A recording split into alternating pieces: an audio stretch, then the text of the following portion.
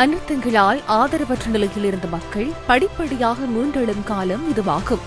நிவாரண யாத்திரை பாதிக்கப்பட்ட மக்களுக்கு மிகுந்த மன வலிமையை கொடுக்கின்றன. கொழும்பு மற்றும் காலி மத்திய நிலையங்களுக்கு வருகை தந்த மக்கள் எம்மிடம் கையளித்த அத்தியாவசிய பொருட்களை எடுத்துக்கொண்டு சக்தி சிரச தலைமையக வளாகத்திலிருந்து புத்தளம் நோக்கி இன்று காலை நிவாரண யாத்திரை புறப்பட்டது.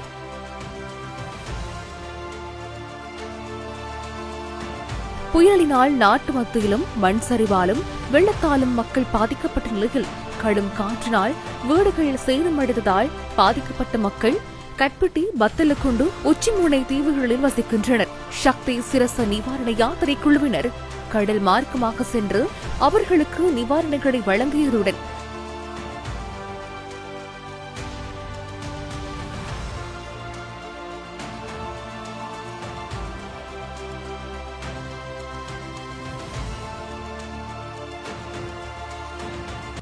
மண் சரிவு உள்ளிட்ட அனர்த்தங்களினால் மூடப்பட்டிருந்த நுவரெலியா கண்டி வீதி தற்போது திறக்கப்பட்டுள்ளது. வீதியின் இரு புறங்களிலும் பாதிக்கப்பட்ட மக்களை தேடி நிவாரண யாத்திரை இன்று பயணித்தது.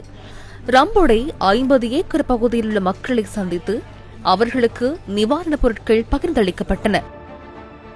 பலாகொல்ல பகுதியில் இடம்பெயர்ந்துள்ள மக்களுக்கு நிவாரணப் பொருட்கள் கையளிக்கப்பட்டன.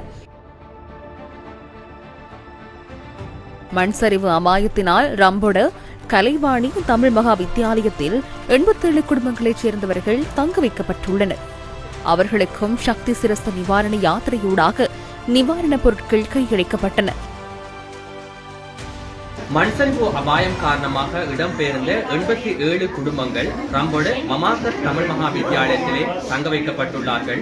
அவர்களுக்காக சக்தி சிரச நிவாரண யாத்திரையூடாக நாங்கள் தற்பொழுது நிவாரணப் பொருட்களை கொண்டு வந்து கையெழுத்துக் கொண்டிருக்கின்றோம். இவ்வாறு நாட்டின் நாலா பகுதிகளிலும் பாதிக்கப்பட்டுள்ள மக்களை தேடிச் சென்று நாங்கள் சக்தி சிரச நிவாரண யாத்திரையூடாக நிவாரணப் பொருட்களை கையெழுத்துக் கொண்டிருக்கின்றோம். இதனையடுத்து உடப்புசலாவு சூரிய கஹாபத்தன பகுதிக்கு சக்தி சிரச நிவாரண யாத்திரை சென்றது. மண் சரிவு அபாயத்தினால் பாதிக்கப்பட்டுள்ள மக்களுக்கு நிவாரணப் பொருட்கள் இதன்போது கையளிக்கப்பட்டன.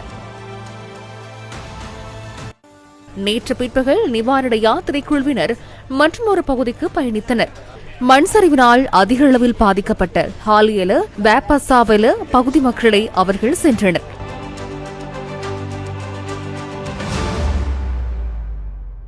நேற்று திறக்கப்பட்ட ஹாலியல அட்டம்பிட்டிய வீதியின் கஹாவெல்ல கிராமத்திற்கும் நிவாரண யாத்திரை குழுவினர் பயணித்தனர்.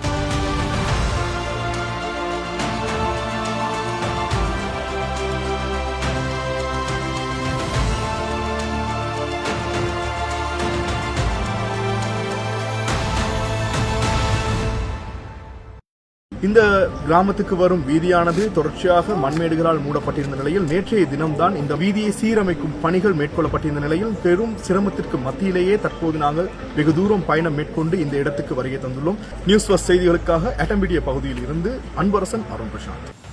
சக்தி சிரச தலைமையக வளாகத்திலிருந்து கொட்டிகாவத்தை பகுதிக்கும் நிவாரண யாத்திரை இன்று பிற்பகல் பயணித்தது. சக்தி சிரச தலைமையகம் போன்று திப்பாரம்ப கலையகம், காலி கஹந்துவத்தை சந்தையில் உள்ள மத்திய நிலையம் ஆகியவற்றில் தொடர்ந்தும் நிவாரணப் பொருட்கள் சேகரிக்கப்படுகின்றன. நெல்வளா கல்வியற் கல்லூரி மாணவர்கள் உள்ளிட்ட அதிக அளவிலானோர் நிவாரண யாத்திரைக்கு பாடசாலை உபகரணங்களை இன்று வழங்கினர். இலங்கை விமானப்படையினரால் நிவாரண யாத்திரைக்கு பாரிய அளவிலான ஒத்துழைப்பு கிடைக்கின்றது. அதுவே மக்கள் பணிக்கான உண்மையான அர்ப்பணிப்பு. நான் சீனாவை சேர்ந்த ஒரு மாணவன். நான் இந்த செயற்றிட்டத்தின் ஒரு பகுதி. இலங்கை மக்கள் துன்பத்தை அனுபவிக்கின்றார்கள், பசியில் இருக்கின்றார்கள், பிள்ளைகள் அழுகின்றார்கள்.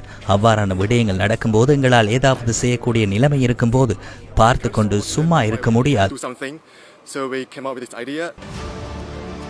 இந்த காட்சிகளை காணும் போது நினைவில் வரும் 3 வார்த்தைகள் இருக்கின்றன. வாழ்க்கை என்பது மனிதர்கள், எப்போதும் மக்களுக்காக மக்களுடன். சக்தி சிரசு நிவாரண யாத்திரை.